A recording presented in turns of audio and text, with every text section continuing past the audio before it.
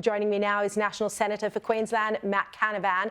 Matt, as we went to air last night, the Coalition had won their vote to have a Senate inquiry into the government's decision to block Qatar Airways from those extra flights.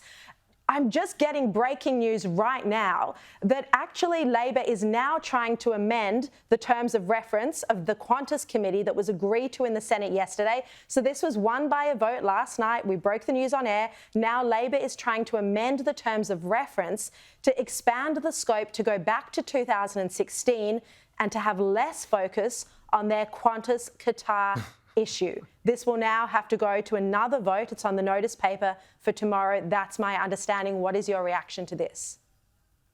Look, I'm learning for the first time myself, Sharri, these things come out about now every day for the next day's sitting. So that's, well, I mean, it's not surprising from the Labor Party. They've obviously got things to hide here about this decision. Their story changes every day. The reasons for the decision changes every week, and they won't be fulsome with their answers. I mean, my understanding is the Minister King today in the lower house wouldn't answer simple questions about who she spoke to, who she consulted with before the decision. And the Australian people deserve answers. They deserve answers. Obviously, the government here is trying to say, oh, well, other decisions were made like this in the past, but the past was a very different place.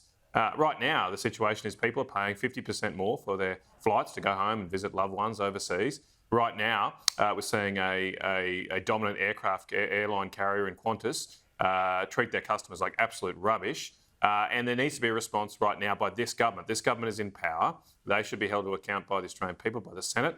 I think it was very disappointing yesterday to see the Greens Party team up with the Labor Party to run a protection racket for Qantas. So we'll see what happens tomorrow. But clearly, the government is very, very nervous about answering questions on this because they've got a very cosy relationship with Qantas and with big business. Well, yes. I mean, how risky is this for Anthony Albanese personally? He's the Prime Minister. He's categorically in Parliament said that he never spoke to Qantas about this Qatar Airways decision. Are we expected to believe that Catherine King made this decision all on her own? Well, I still think there's a lot of questions that haven't been answered. Did Qantas speak to anyone in Mr Albanese's office? Did they relay that information to the Prime Minister through the office? As you said, we haven't, I don't think, got a clear answer on whether or not Anthony Albanese, the Prime Minister, spoke to Catherine King before the decision. He may not have known when the decision was actually made, but that's different from whether he did actually speak to her. It seems very unusual. The decision-making process within this government, at the very least, seems chaotic. I mean, this is a major decision, as I say, about a huge cost of living issue for Australians. If they didn't know, they should have known that this would have a massive public reaction, a massive public concern about the decision. And the fact that they don't seem, or the Minister and the Prime Minister doesn't seem to have taken on themselves to consult across the government with relevant portfolios is a shocking indictment of their decision-making processes if we're to believe their story. Now, the Treasurer, Jim Chalmers, today announced a new Productivity Commission Chair, Danielle Woods, after Chris Barrett decided that he was no longer going to accept the role. Matt Canavan, look, you've done some digging into the new Productivity Commission Chair, Danielle Woods. She was from the Grattan Institute. What do we know about her quite radical policy positions? Well, I thought this was a very strange decision. There had been an appointment made just a matter of weeks ago, and that person apparently has pulled out.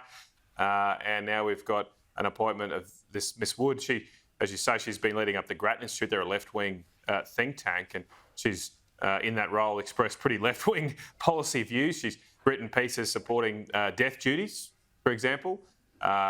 She's written pieces calling for a 15% GST, for a carbon tax, for massive increase in government spending.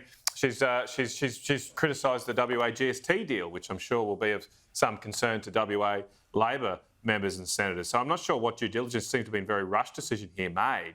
But the most important thing we can do for the Australian economy right now is to get productivity growth going again. One of the reasons inflation's so high, that interest rates have to be so high, is because our productivity growth has fallen by more than 4% over the past year.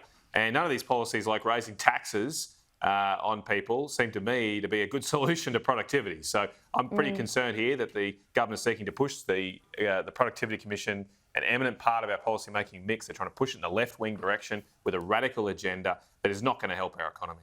All right, Senator Matt Canavan, thank you very much for joining me.